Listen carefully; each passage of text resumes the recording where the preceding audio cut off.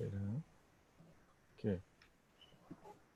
Fantastic and fantabulous Friday evening to Club President, fellow Toastmaster and distinguished guests. Welcome to the Singapore Online English Toastmaster Club. Today is our third meeting after we are chartered. Theme for tonight is how to think faster and sound smarter at work. So first, you can get enough sleep. We need at least 8 hours a day to sleep, you know. Second tip is to eat the right food. You are what you eat, so you better eat vitamin and omega-3. Third is to have moderate exercise. As you know, health is better than wealth. Fourth is to make time to clear your mind, declutter your desk and house. 5, you can learn something new, pick up a new hobby or language. 6 is take time off for holiday. Okay, to commence the meeting, let's invite our club president, Willie, to deliver his opening address.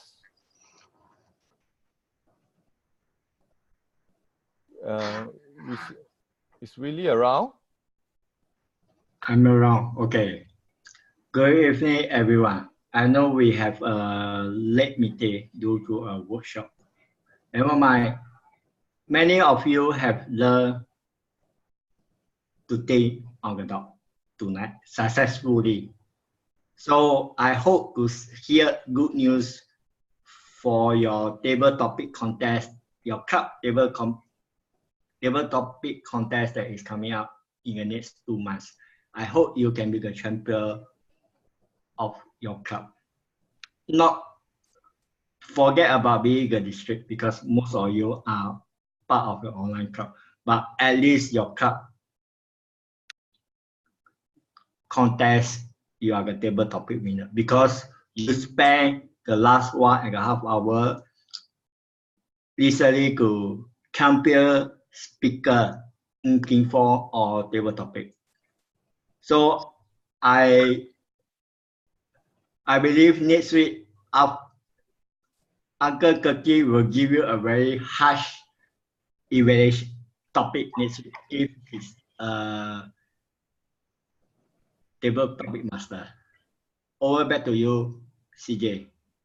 Toastmaster of the day. Thank you, Willie, for the opening speech. We have the first speaker, Jenny, which is the VC Proficient and VPM of ITMA Toastmaster Club. She's doing the dynamic leadership, understanding your leadership style. Jenny is a client success professional in the technology industry seeking to return to workforce. She advocates new technology to stay connected, but also advocates and cherishes meeting in person to have a different connection. She is a clubber, and visiting various Toastmaster clubs has motivated and helped her to strive to be a better communicator and leader. Her title of the speech are, "We are in it together. Time is 5 to 7 minutes." Can we have the first evaluator, Dennis, to share the purpose statement? Okay, the purpose is for the member to identify his or her primary leadership styles, and it's also for the member to share some aspect of her primary leadership style or discuss leadership styles in general. And the member is to deliver a well-organized speech about some aspect of leadership styles, choose to speak about her own leadership style or leadership styles in general and their impacts. And the speech may be humorous, informational, or any style the member chooses. The speech should not be a report on the content of the Understanding Your Leadership Style project. And that's it, back to you. Can we have Jenny? Okay, yes. Okay. Good evening, Club President, fellow Toastmasters, honorable distinguished guests. When I signed up to be a Toastmasters membership, it was to fulfill a curiosity that I had for 15 years. The key objective then was to actually just focus on improving my communication. Never had I thought that, it's going to help me in my leadership. I did an online assessment as part of this pathway, and I discovered something about myself. I'm always very skeptical about online assessment because I do not believe it at all. But I had to do it. I had no choice because this is part of the preparation of the speech. I was surprised that my style, based on the assessment, the strongest style was democratic. Of course, part of the Toastmasters assessment, as part of this new pathway, there are other leadership styles. They are affiliative, altruistic, innovative, coaching, pace setting, bureaucratic, authoritative. Of course, the highest score was democratic. When I saw the word democratic, I was really surprised because it resonates with Singapore being a democratic society. So I puzzled, but I said, okay, I'll just take it and look at it and see how it resonates really with me as a person. I generally do not like to be a decision maker because I believe to be a very obedient follower. And I'm happy to be follower. For the years in school and all at work, I really enjoyed being a follower. So when I look at the report, I was truly surprised that it's actually aligned with my personality. This characteristic of the democratic leadership says, I rely on consensus decision making. So all the while, I've been very much a consensus. I believe in if everybody says, yes, we go this way, I will support. I will never object unless it's against some very negative behavior or negative decision, which I rarely will voice out. Recently, I started a new class as part of lifelong learning process. And being a helpful person, my helpful nature, as many have known me, it resulted in me being appointed as a leader in the class. But I was quick. I delegate another classmate to be an assistant leader. Because I always believe, that I don't like to be a leader. Why must I take out leadership, right?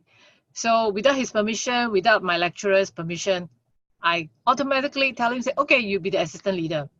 And he quietly accepted it. As I check against the assessment report, this also aligns with that I'm very comfortable to allow others to take the lead occasionally. Personally, I believe that everyone should help each other to take on the leadership role, because I've always been shooting off and I do not like to take on leadership role. In this class of 12, our age ranging from 21 plus to 60 plus. All of us are very new. All of us are coming from different industries. And all of us are very new in this learning journey. Thanks to Toastmasters, we have a very supportive, encouraging, motivating kind of environment. And I use that in my class because I'm the leader, right? So I have to be motivating. I have to encourage them that, yes, it's a new course. A lot of things, they are not familiar with technology, even to do presentation. So I gave them I tell them, say, don't worry, we can do it together. We will do it together and we will all clear the modules. And I realized this is also aligned with the democratic leadership style, which is I like to motivate others, okay, for participation. So in the class, typically some of us are quite shy. So I will always kind of fly invisible arrow and get some of them to do it, because if we wait for one another, nobody will want to do it. As I progress in my career, I realized that I've never actually led a team or managed a team. So everybody questioned me, how come, I've never done that? But it's okay, because I always credit my success, whatever I've done, how I successfully manage my customers, to my team. They are the ones who have been actually collaborating effectively, and they have been the ones supporting me. I work with teams across regions. I work across teams, from different time zones. And many a times we solve issues, because they were there to support me and they were willing to help. And we work towards a goal of helping the customer. We had a lot of issues with the customer in Singapore. And I had a lot of calls and they were bombarded. And it was all due to communication problem. The technical team did not communicate with the customer what they were trying to do. and the customers were wondering why we went silent and the issues keep recurring. So eventually, together with my software engineers, ranging from the UK team and the Australia team, we work out a schedule and we work out a communication plan and the delivery plan on how we can deliver a patch to fix the technical issue eventually. And the customer was very happy because when we had a plan, the customer said, okay, you know, we will need them to do the testing. And so we work collaboratively together with the customers and my tech team. So when I realized that, you know, we really need a lot of collaboration, a lot of communication between not just our members, and being a leader, you know, for my democratic style of leadership, this is what is needed, collaboration. We need to communicate very successfully. When on a reflection, I look back, you know, in the past, when I was doing that role, I think I really I did what I could as a very personal communication. I pacified the customers, I explained to the customers. And on the same side, my tech team, I had to tell them, say, hey, really, you know, it's important because I'm the one facing the customer. I'm the one who gets shut down. You know, you guys don't see the customer. I'm the one.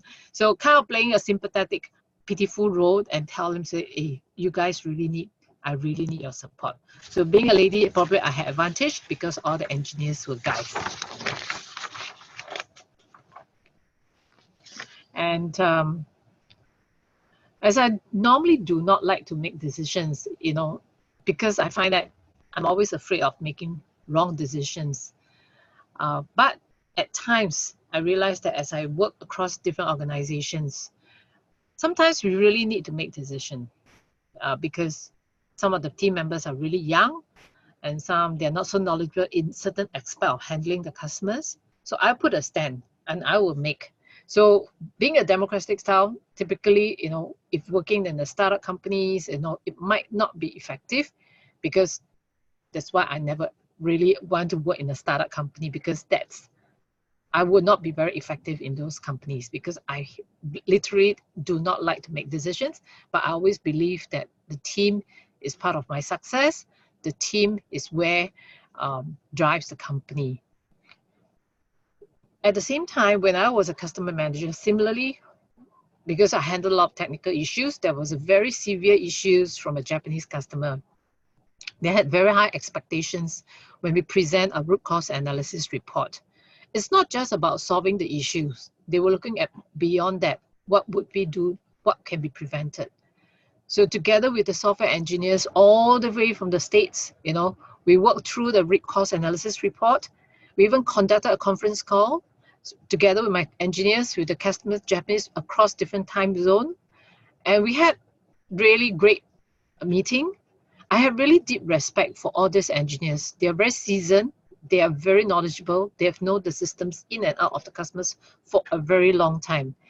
And I'm actually very excited. I always tell the engineers how I wish I could clone them because I could not learn so fast about the style. So, I mean, I realized that, you know, to approach a team, I need to solve a problem. I need these people, the knowledge of them. So thanks to Toastmasters, I'm less fearful of being a leader now because I've understood my style.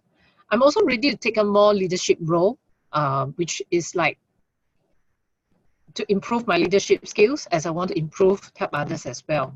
So my favorite quote is, you'll get all you want in life if you help enough other people get what they want. Zig Ziglar, thank you.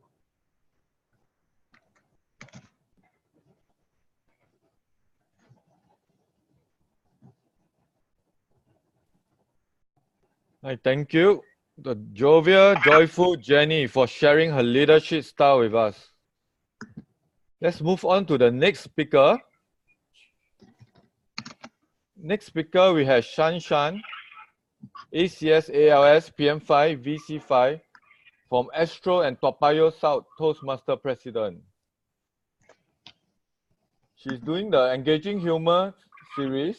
Engage your audience with humor. Travel is her passion and profession. She joined Toastmasters to conquer the fear of public speaking. The title is The Month I Took a Break. Time is 5 to 7 minutes. Can Jenny share the purpose statement for this? Okay, wait, sorry. I just got it. Okay, I need to go to my script. Okay. So the purpose of this project is for the member to determine their style of humor and apply it to a speech that centers all around a central message. The time is 5 to 7 minutes.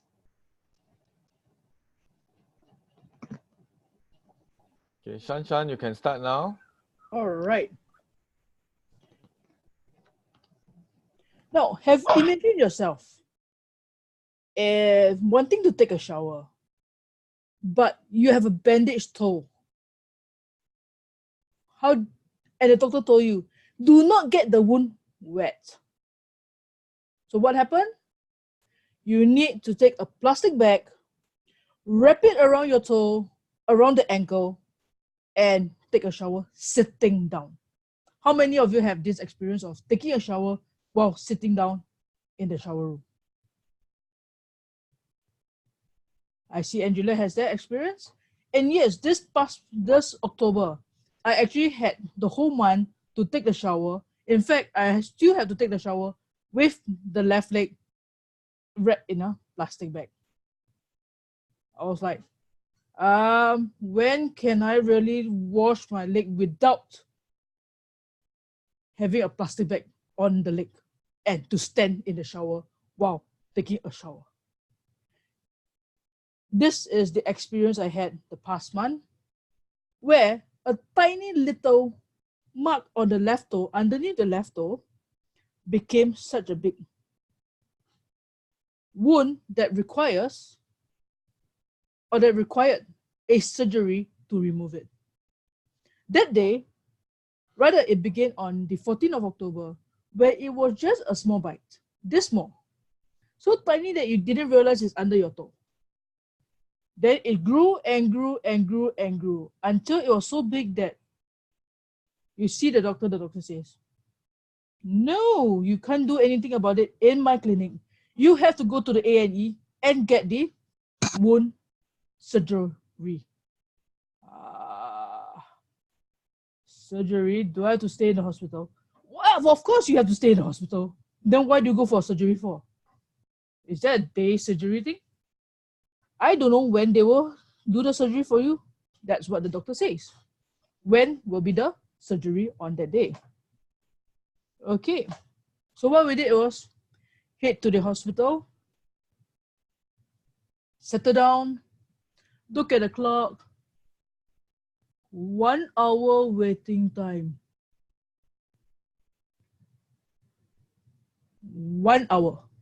It was a 1 hour waiting time, but there are like 30 patients in front of you. Will it take 1 hour? I think more than that. So settle down under the chair, looking around, wondering what was going to happen. And by the time you finish wondering, your name is being called and you are told to stand up and take your height, your weight, everything. And after that, the doctor sees you. Take a look at your toe. You need a surgery tonight. Tonight? I was like, okay. All right, go for your lunch. Come back. After that, there will no more liquids, no more foods for you. So the next moment is, on the hand, they will put the drip right on here, tip it up, and you're hooked up on the antibiotics for the next one whole day. Or in fact, it was antibiotics for the next 24 hours. So based on this, I was like, okay, when can we get the surgery? I asked the nurse almost literally every hour. The nurse would say, the doctor will arrange. If the surgery room is free, we will go for it. Okay, finally, 11:33 p.m. That's where the surgery began. The next thing I know, I'm back on the bed, hospital bed. Operation done, everything is done. Wow. 11:33, by 12 midnight, you're back in the bed, fast asleep. But being fast asleep. The nurse will come and prod you, check your antibiotics, prod your fingers, check your health, check your blood pressure. How to sleep like that? You can't even sleep because every 1 hour, the nurses are moving around, prodding you, checking your blood pressure every hour. Even in the daytime as well. So you are like trying to stay in bed, trying to get the rest. But the nurses are coming after you, prodding you. Then it comes to the date of discharge. The doctor says, yay, you can go home. There will be a review every 2 weeks. But you need to get your wound dressed every alternate days. Monday, Wednesday, Friday, or Tuesday, Thursday, Saturday. It turns out to be Monday, Wednesday, Friday are the most crowded timing at the polyclinics in Singapore. I took a look at the discharge papers. You are given 1 month hospital leave from 20th October to 22nd October. 1 whole month. The moment I told my boss was like, what? 1 whole month? And the next thing you know, all the bosses will know and every colleague knows that you're in hospital. There you go. The month I took a break, literally staying at home, doing nothing except to hang up the leg, let it elevate the leg, and not to get it wet. So ladies and gentlemen, if you see a tiny wound on your feet, on your hand or wherever, just get it treated. Don't care whether it's a small bite, don't care whether it's anything else. Just get it treated at a hospital, get at a clinic, and maybe possible you can avoid a stay in the hospital as well. So, in conclusion, take care of your health, take care of any small bites that you see or any open wound that you see, and just avoid hospital stay. Thank you. Back to you, CJ. Hi. Thank you, Shanshan, for sharing her indelible impression on her excruciating experience. Let's move on to the next speaker, Angela. She will be doing her Better Speaker series, concluding your speech, which is 10 to 15 minutes. Angela Lansbury is from Bradder Heights Advanced Toastmaster Club President. She's the author of Wedding Speeches and Toasts, run workshop on business English, and she's writing a book on improving your English. Her evaluator is Aaron. Are you ready, Aaron?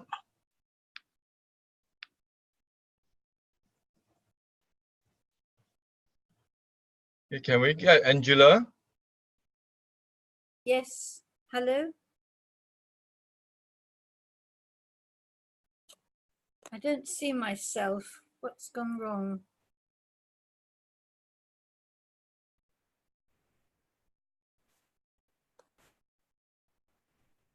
Ah, hello. Good evening, everybody.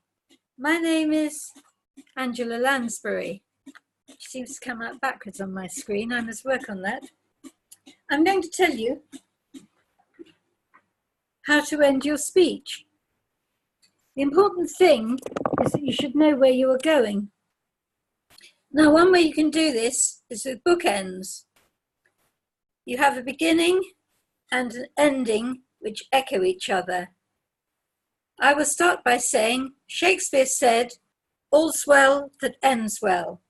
So I hope to end with a joyful ending.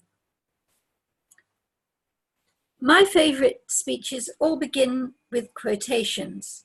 It's very easy to find a quotation. For example, you can have humorous quotations. You can have famous quotations. You can have Australian quotations. You can have famous last words. And modern humorous quotations. Or international quotations. Or the American Bartlett's quotations. I read all these books and couldn't remember any quotations. So I wrote myself a book of quotations, which was called Quick Quotations. And then I wondered, who said what when? So I wrote myself a book, Who Said What When? The other thing you can do is have seasonal quotations and dress up to match your quotation. For example, Santa Claus, of course, because it's Christmas time. There we are. I'm dressed up for Christmas. Now, let me sit down and think for a moment. Where is my speech going and what do I want to tell you? Do I want to tell you something that's important to you, or do I want to tell you something that's important to me? A speech should cover both things. So get a pencil and paper ready, because at the end, I'm going to tell you about our Christmas party. But I'm going to tell you the beginning as well as the ending, because I'm going to bookend it. So my ending is going to be that you must come to the Christmas party at Bradle Heights Advance, meeting at Bradle Heights Community Club on December 21st, Saturday afternoon. For what? Now I have my prop.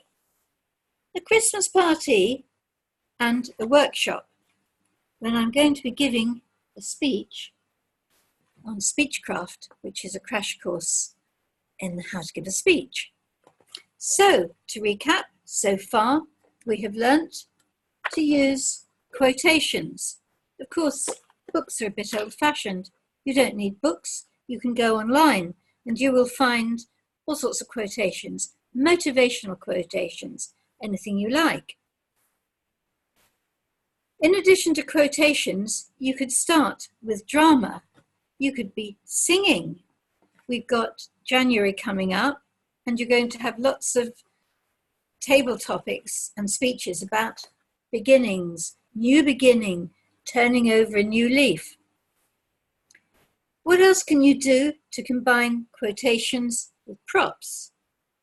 With my quotation from William Shakespeare, all's well that ends well, I could have a picture of William Shakespeare. I have another favourite quotation. My other favourite quotation is from Winston Churchill. He said, "This is not the beginning of the end. This is not the end. This is only the end of the beginning." Or 101 different variations on that you can make up according to what you think. I could have this quotation and a picture of Winston Churchill to go with it. Now, where is your speech going? I think many speeches could also end with a call to action. What are you going to ask the audience to do? For example, am I going to ask you to go home and look up some quotations on beginnings and endings so that you are prepared for a speech for the end of the year and a speech for the beginning of the next year? Hands up how many of you are willing to go and look up the quotations on beginnings and endings. I just looked up 2. I'm sure you can look up some more. So, to recap, what have we got so far? We have got bookendings, the beginning and the ending match. We have got quotations from famous people. We have got props to tie together the beginnings, the endings, the quotations, the people you mention. And we've got what you want to promote, what the audience wants to hear. In this case, you want to hear how to end a speech, but I want to tell you to come to my end of year Christmas party. So, what else can you do to end a speech? I have a series of suggestions. You can ask the audience to do what I suggested, which is to raise a hand, to make a promise, even to stand up and commit themselves. You can ask them to shake hands with each other and agree to meet afterwards. You could ask them to shut their eyes and think about what you've said and to remember it. Or you can have an acronym and get to the end and repeat it. I would now like to ask you, if I may, what you have learnt so far. Perhaps I could start with Willie. Could you unmute yourself and tell me what you have learnt about ending speeches?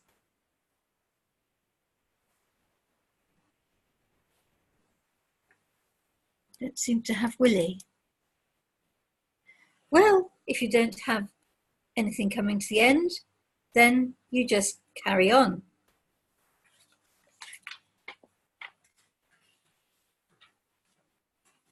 I like the ending of a speech to be dramatic. So I would like to have something which will surprise the audience.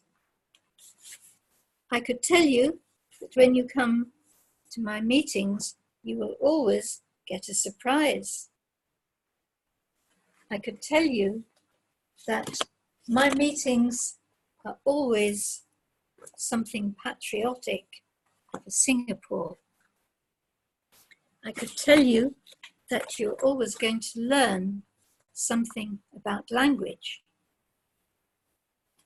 There we have my hat to remind you that you will learn language. And I can have something that moves. I could play music. Some people like to end and start with music. That can be very effective. If you can sing, end with a song.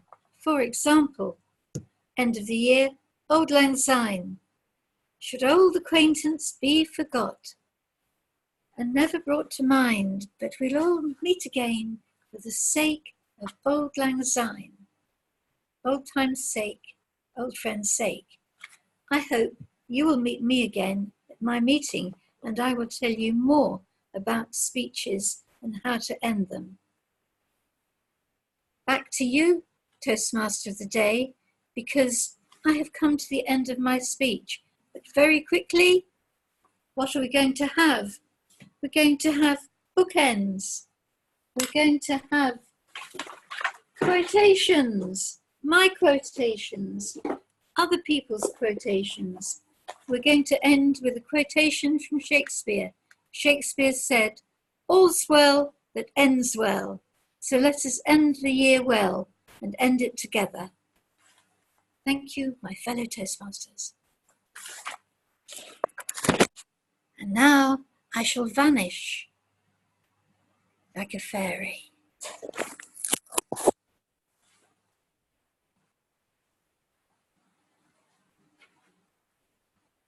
Thank you to the alluring, amazing, awesome Angela for sharing so much information with us. We really learned a lot about her props, all the different props, all the different books, and a lot of quotation from her. Now let's go to her Christmas party. And we can move on to the next speaker now. The next speaker is Alicia, competent leader from Whampoa Toastmaster Club president. The title of her speech is "To Ban or Not to Ban PMD." This is not the question. The timing sequence is 8 to 10 minutes. Alicia is a happy-go-lucky person who enjoys life, aims to live in the moment, create memories, and enjoy the journey more than the destination.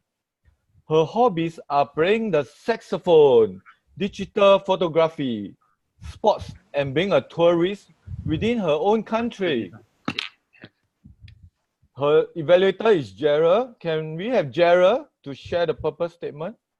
Give me a while. Sorry, I got to go and dig my advanced manuals in my Dropbox.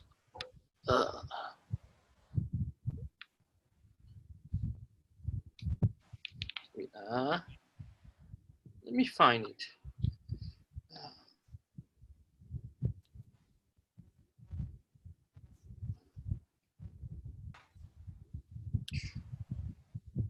Speaking after dinner. Wow, my favorite. The Yes. entertaining speaker speaking Yes, after dinner. After dinner, okay. Objective: prepare entertaining after dinner talk on specific theme. Develop the talk using the skills developed in the preceding projects. Time is 8, 9, 10. Yeah, so from Uncle Turkey to tourists within my own country.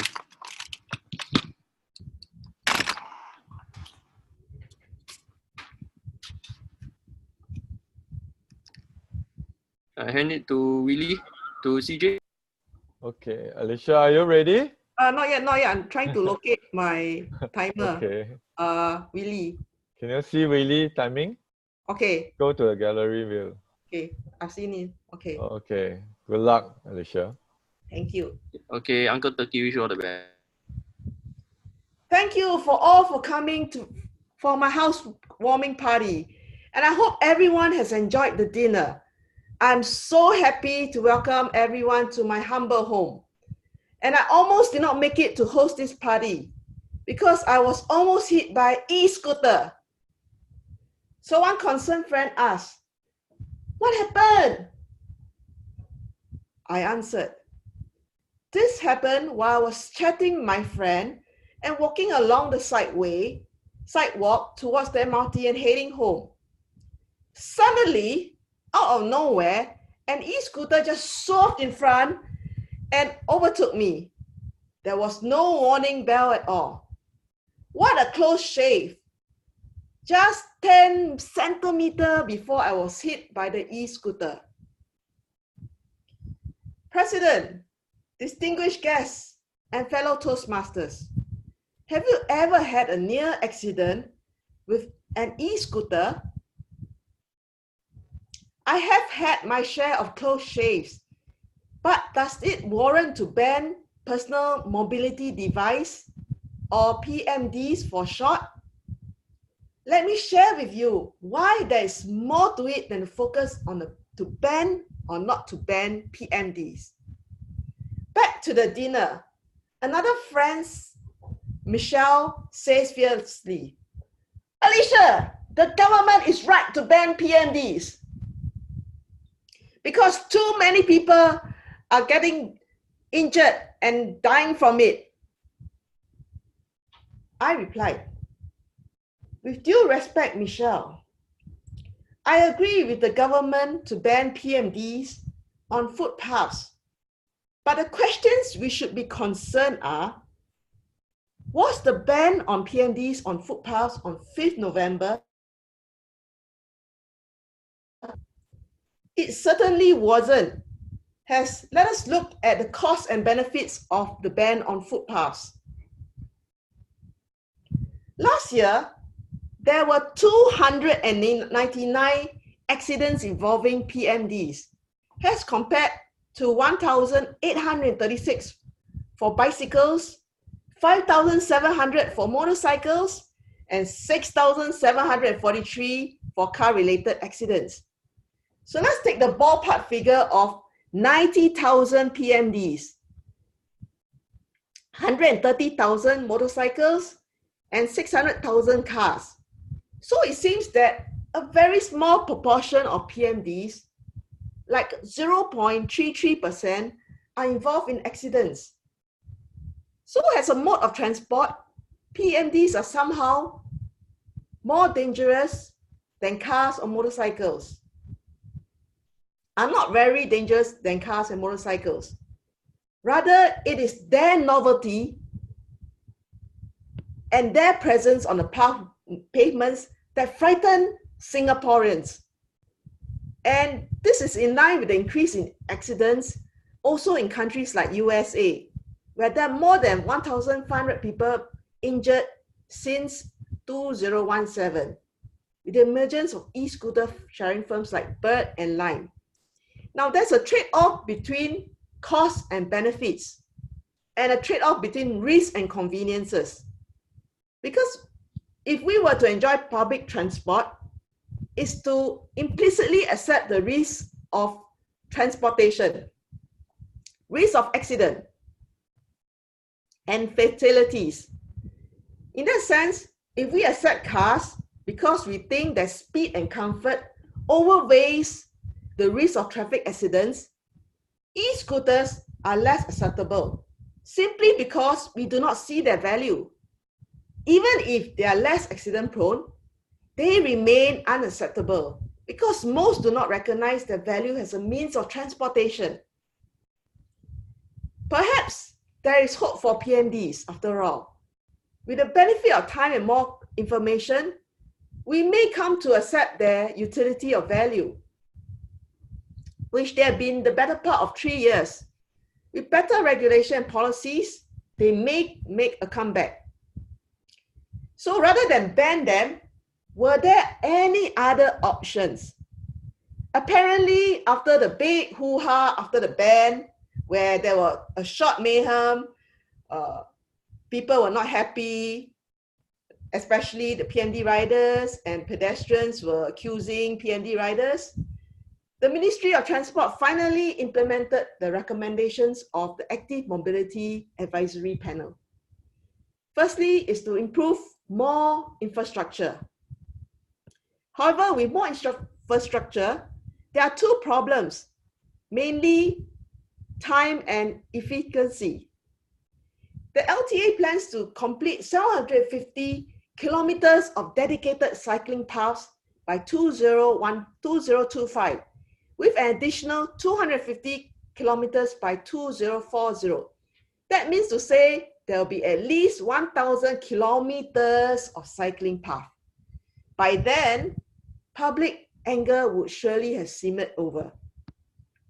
Nevertheless, if we do have dedicated cycling infrastructure, it can even increase the number of accidents. Then there's also the take that cyclists and e-scooters, PMD riders have to take theory tests before they're allowed to ride their devices in public. And as you know, theory and practical is very different. You may know all the theory, but when you ride on the road, you may ride recklessly. Then there's also licensing and mandatory third-party liability insurance. Licensing may be ineffective because PMD safety is not a matter of skill, but willpower. PMD users cause accidents because they lack the technique to control their PMDs. Whereas car drivers, they have a sense of responsibility and empathy and conscientiousness. Even if you have a graduated licensing scheme, will that improve public safety? The issue is execution might be difficult because people will simply trade their PMDs for electric bicycles, skateboards, or other mobility devices, which might not be safer than PMDs. So this licensing system may lead people to shift to electric bicycles, and you might now have another problem on the road instead. Other than banning, they also introduced mandatory third-party liability insurance. This is to deter the young punks who will be hit most because it's expensive to buy insurance. Meanwhile, older people with more money, they can afford to pay the fee, and those already who are riding with Grab, Deliveroo, and Foodpanda have their own insurance in place. They even put a stated age of 16 years old, who must be accompanied and supervised by adults. And the other thing to improve safety is to use mobile phone use. They are not allowed to use it when they're riding their PMDs. And finally, they put in place a code of conduct for all path users. So now, even pedestrians have to walk the right path, don't block the PMD riders and cyclists, so that we can coexist together. Now, the other question, besides all these other considerations beyond bending, it will be the question of, is this the end? What end is it? Firstly, the end of the government's vision of an actively mobile country. We had this vision, the government had this vision of Land Transport Master Plan 2040, which was announced in May this year, so that Singapore will be connected within 20 minutes by 2040. But this connection is by walking, cycling, and riding. And the cycling part is by using bicycles, PMDs, and PMAs. Ride is by buses, cars, taxis, etc. So this vision of actively mobile, I think we have met with a bit of a bump. So the question is, will we ever achieve the vision of active mobility in Singapore? At the end of the day, my dear friends, to ban or not to ban, that is not the question. There are more things we have to consider. How to manage PMDs, because they are new product, new technology. As we better understand and better regulate and educate our society, we have the hope to see that people will see the value of PMDs and also use them in the future. As the saying goes, if you can't beat them, then join them. I myself await the arrival of my own mini Falcon. Back to you, Toastmaster of the evening. Hey, thank you. Thank you to the cheerful, powerful, and wonderful Alicia for sharing so much information with us on PMD. And we must really treasure our safety and be careful of PMD. For today, there's no voting for the best speaker tonight, as Jenny and Alicia is overtime. Okay, let's take a break for 5 minutes before we come back for the evaluation. Okay. It's Dennis. Okay, thank you, Mr. Toastmaster and fellow Toastmasters and Jenny. Jenny's project today was on dynamic leadership, and she was supposed to share information about her own leadership style. And Jenny, I think you did very well in doing that. You had a lot of information about how you first did an assessment and what your assessment told you, and then how you thought about it, and then decided that it actually did apply. And you talked about the various different aspects of leadership styles and how it related to you. You used the word I a lot, so that it did come from your point of view, your personal perspective. And then you also talked about how other people, and you had the we. So it tied into the title of your speech, is that we are in it together. So I liked how you did that. You had a lot of information to share with us, and I think that's why you went over time. One of the things I think I would suggest that you focus on the structure a little bit more. I think the way I looked at it, I think I could see 3 major points that you could use for the structure. One of them would be that you said that you are a follower, so that might be point 1. Another one was that how I work, that might be point 2. And then making decisions might be point 3. And then you would take, that would be the basic structure of your speech, and then add the information between to fill in the blanks between each point. And I think that would help you maybe condense or hold the speech down to under 7 minutes. I like the way you had an interesting word phrase in there. You talked about an invisible arrow. I liked how you squeezed that in. That was good. The other thing, let's see.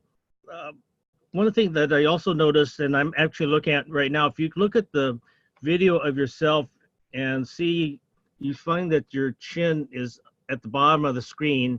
And then for the most part of your speech, it was like that. And then right about 5 minutes or so, somehow you moved back and then you stood up higher and then your forehead was cut off. So you need to be aware, especially with our video, of how you appear to everybody else. So in the gallery view or when you first bring up your computer, look at how you are fitting in the framework of the screen. And for you, I would suggest probably backing up further or changing to a different camera that would be more of wide angle so that you would fit in the screen. I changed my camera because I was kind of like you in close. So now if you look at my frame, you'll see that I'm pretty much boxed in and I have a lot of room to be able to use gestures without having being hidden below the frame of the screen. So I would suggest that you do that. So actually, overall, you did very well. I enjoyed your presentation. You just need to condense it down a little bit more to fit within the time frame. Back to you, Mr. Toastmaster. Hey, thank you, Dennis, for your wonderful evaluation. Evaluating our second speaker, Shanshan, is Toastmaster Jenny, VC Proficient and VPM of ITMA Toastmaster Club.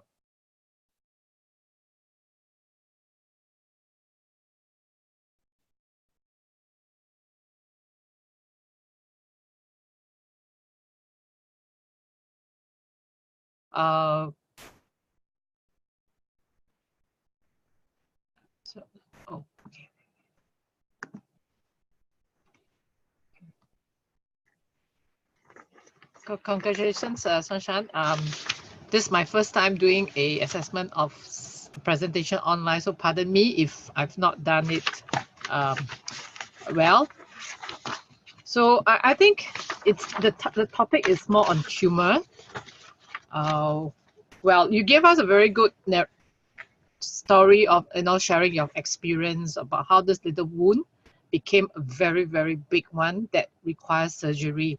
So you had clarity, your voice, your vocal, even online, you actually were able to have the gestures, which was really good. And you were really able to very naturally, in terms of the online. So which I like it very much. There are areas that I felt that you could work is the focus on the areas of the humor. For example, you might want to create a model, a little model to show probably how large the size of the wound that in the end resulted whereby the doctor says it needs a surgery, so that we have some more visual understanding, because you were using your fingers but we can't tell and we can't really understand why is it that will require a surgery. So maybe you want to have something that you can create so that in the future, if you want to use this story as part of a humorous contest or what, to a prop so that we can have better knowledge or better view of the size of this wound that requires surgery. Overall, you have been sharing with us, all the instances from how you went from being hospitalized, waiting, and then in the hospital, but there was lacking in terms of the humor impact or stories that were created. Probably you mentioned that the nurses were like coming to you every hour, giving you orders. So you could pick up one of these two, probably what the nurses were doing to you, which probably your response to them and how you could inject a bit of some humor or exaggerations, because this is humorous contest speech. And one part is the facial expression, because this is online. So I think we need to be a bit more exaggerating, a bit more dramatic, so that it comes out based on what you share. And also maybe you mentioned about going into the bathroom with a plastic bag. So it would be quite cute if you could show us a picture of your leg in a plastic bag. I think that would be something very interesting that we can see. I mean, it's all about authenticity. Maybe you had taken pictures of yourself before, when you start off your MC, medical hospitalization leave, and after that, before and after, so you can actually create an impact and for us to be able to understand how humorous it was, or we would probably be laughing at a feet in the plastic bag. Okay, I think back to you, Toastmasters of the evening. Yeah, thank you. Okay. Thank you, Jenny, for the insightful evaluation. Third, we have distinguished Toastmaster Aaron to evaluate Angela's speech.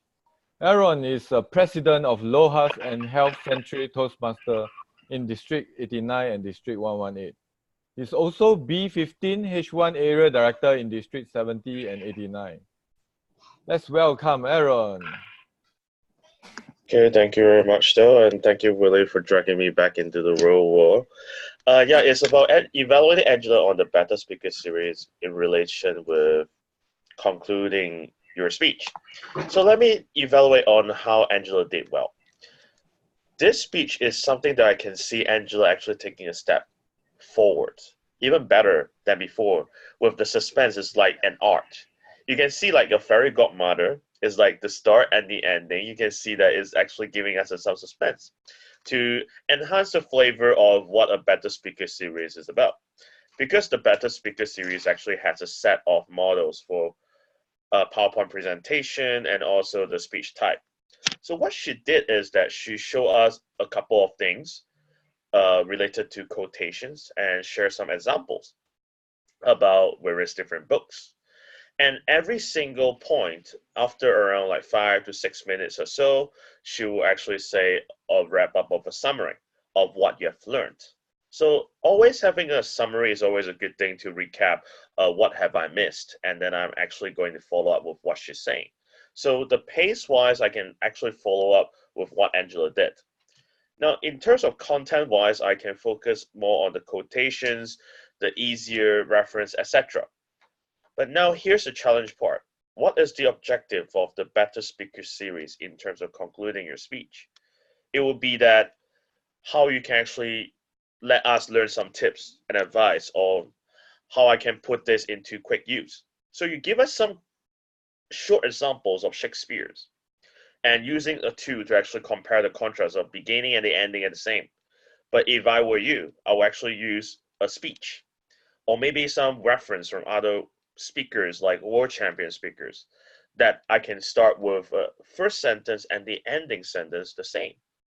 With using real life examples, you can actually portray more in-depth content that excel your Better Speaker series, because the Better Speaker series demands or expectations way higher in terms of I want to learn some skills from you. If I don't learn anything from you directly, then basically the objective of that series will fail. But to be balanced of I learned something from you. I learned how to actually beautify the ending. The outcome was successful. For that simple reason, I congratulate you for passing that objective. So give a round for applause for Angela. Now, one thing to challenge or make it better is that you focus on the ending with a fairy godmother and then disappearing in the nice covering up the camera scene. So if the start, you can actually start out with, "Hi, welcome to the world of fairy tales. I am your fairy godmother." And then you can give us a nice story to enhance the flavor of the Better Speaker series, because it's supposed to be dull, but you make it much more interesting. So all in all, in short, it's the same thing as you can show us with a live demonstration. The start and the end can be the same. So that will be the tip and challenge for you next time when you do this presentation. Back to you.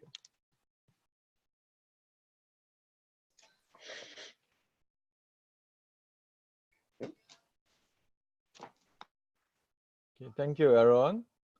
Next, we have the last evaluator, Gerald, the conscious emergence expert who facilitates workshop using Lego bricks to help people discover themselves and build teams together.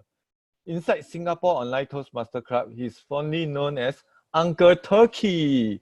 Let's welcome distinguished Toastmaster Gerald Ong. Okay, thanks. Thanks everybody. Thanks for the introduction. Anyway, I'm happy for you that you done it. You hit the last menu. Okay, so I will use 6 pointers here. I will use the acronyms of what she had mentioned, PMD and BAN band. So I created these words. So the structure of my evaluation will involve using a lot of props to spice up a little bit as much as I can. First, She was very entertaining in a way that she tried to engage humor, but I don't see her usual humor that's coming out from her typically. So sometimes or not is the challenge, but the magnificent part of her delivery is the current affairs because it's PMD. Yeah, she had very nice delivery, which was very entertaining in a way that got me thinking: is she doing an entertaining speech or a humor speech again? But it's entertaining, so I went to read through the manual again to confirm that I'm doing the right analysis, so of my evaluation. But every time when we always go for PMD, everybody's like poking us like the fox, you see, okay. And sometimes you might need to use a hand gesture because you're going to scoop up all this interesting message. And every time we have laughter, right, we need to use a chopstick to pick up the interesting things. These chopsticks I'm using now. Oh, okay. But nevertheless, how can she even help her boost her speech to generate? It's just like the 50 and the $100 US dollars notes I'm holding now. Okay, it's how you want to push that message across that, and the sign language that really has been advocating to us the longest time. I say, can you please learn some hand gestures? I also learning some sign language also. I'm forced to. Then how can you advance it? It's the use of props. So sometimes or not, I will just take a prop out of nowhere, and sometimes because entertaining speech is meant to be make us very relaxed, like as cool as a caramel tea. Here. Yeah. So it's like that because sometimes or not when it's meant to be after dinner, so meant to be very light-hearted in a nice way. And just to keep things going in nice perspective is whether you want to be like a tourist within your own country. You bring your message, right, that you always want to bring. But how you want to generate the laughter level in the online meeting is always a challenge because I don't see many people laughing. Oh, so intensely listening to your speech. But there was no laughter or any funny expression seen in the gallery view that I noticed. So life is always got a challenge that we have to face it. And sometimes it is so difficult to even get people laughing. Even like myself, I also like to use my potato and tomato jokes, but everybody heard me over the years already. So life is just like, how do you want to keep us entertained? Because every time in life, when you always find interesting things, you can always make your speech very funny. You know, a very superly funny speech. That's how you can get your structure going. But life is just like, in band or not to band is always a bane. So sometimes you want to do some wordplay. The power of wordplay in entertainment does truly effect, and you can do exaggeration. So the power of exaggerating the effect, and sometimes we'll get people to think slowly. Why do they do that? That is my take for you. Nevertheless, just be a PMD and a band. I think you get something coming out of your nice, wonderful ice cream journey within your own country. And I hand back to CJ. Thank you, Gerald. Let's give a round of applause for all the experienced, entertaining evaluators. Thank you for all the wonderful evaluation that is engaging, enchanting, and enlightening. I would like to call upon our President, Willie, for the closing address.